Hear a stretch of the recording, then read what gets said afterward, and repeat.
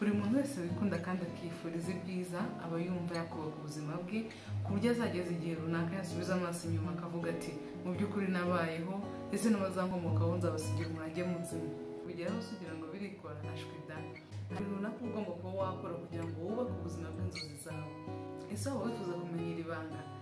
Ndahamya nashidikanya ko igisubizo ari yego. Nagushishikariza rero kugumana nanjye kugeza ku musozo w'iyi video kuko ibyo ngiye kukubwira bidasanzwe.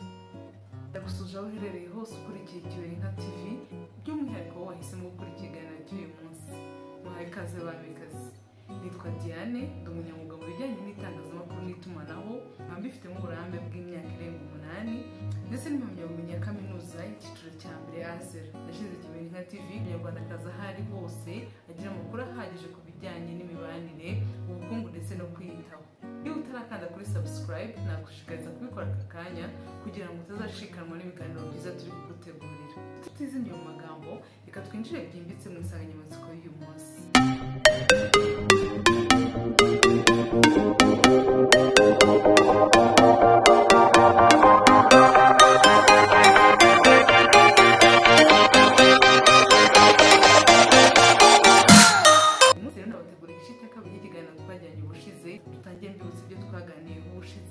Ikintu cya mbere nababwiye ni uko niba ushaka kugera ku nzozi zawe ugomba kureka Imana ikayobora ubuzima bwawe ukayigira iya mbere.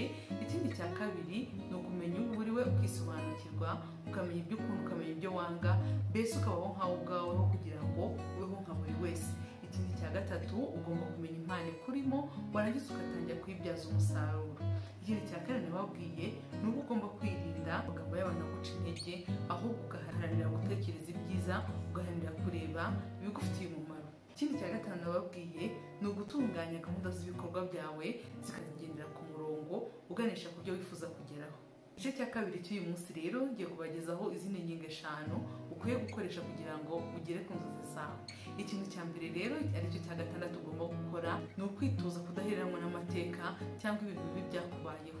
Ni ukuvuga ngo muri ubu buzima uzahura n'ibintu byinshi, ibintu biguca intege, uzahura n'amakuba menshi, ariko ntukwiye guheranwa nayo, ntukwiye gutuma ugeraho imbaraga n'ubutware adafite.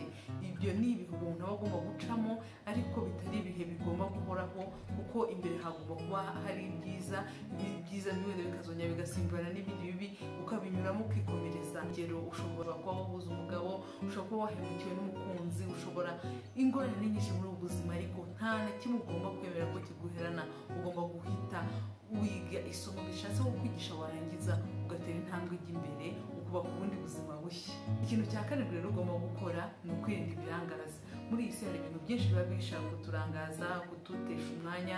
Urugero nk'ubu kubera ikoranabuhanga usanga abantu benshi bamara igihe kinini nkoranyambaga baganira n'abantu, bareba utuntu dusekeje, ariko ugasanga umwanya bamara bakora ibintu bibafitiye umumaro, bibabyarira inyungu mu mwanya mutoya. Ibyo rero ntabwo biba bikwiye. Ni ukwirinda ibintu bikurangaza, ugaha umwanya bya bintu bigufitiye umumaro, bya bintu bikubyarira umusaruro. Warangiza wenda waba ushaka kuruhukamo gakeya, ukaba ari gukora na bya bindi bidafite umumaro munini cyane. Ariko nusanga ufata umwanya munini ku bintu bidafite umumaro, uzasanga n'umusaruro ndetse bizakugora no kugera ku nzozi zawe. Niyo mpamvu nagushishikariza kubyirinda uhereye uyu munsi. Icya munani rero ugomba gukora niba ushaka kugera ku nzozi zawe, ugomba kwirinda inshuti mbi. Muri ubu buzima biragoye ko wabaho wenyine, buri muntu wese aba akeneye inshuti imuganiriza, inshuti imugira inama, inshuti yagira ikibazo akagikemura. Ni ukuvuga ngo niba ufite inshuti nziza uzabaho ubuzima bwiza, ariko nanone niba ufite inshuti mbi uzasanga ubayeho ubuzima bubi cyane.